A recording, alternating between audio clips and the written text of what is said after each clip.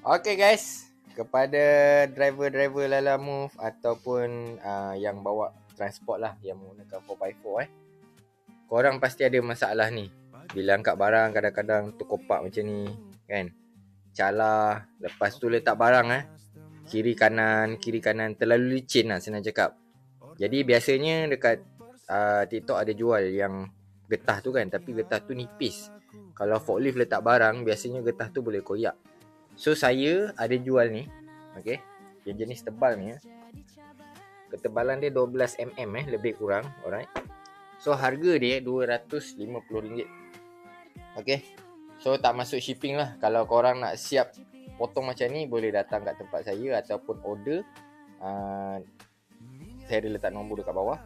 Korang boleh Roger, kita boleh jumpa dekat area Seremban, A9, KL, Selangor untuk buat pemasangan. Okay, so barang ni memang tebal, kena forklift ke apa ke dia tak koyak. Alright, so ni kita tengah basuh. Siapa-siapa nak boleh dapatkan dekat beg kuning, nanti saya akan letak. Kalau nak secara personal boleh PM saya. Alright, Roger bosku. Pagi buta enjin ku hidup, api panas teman hidup.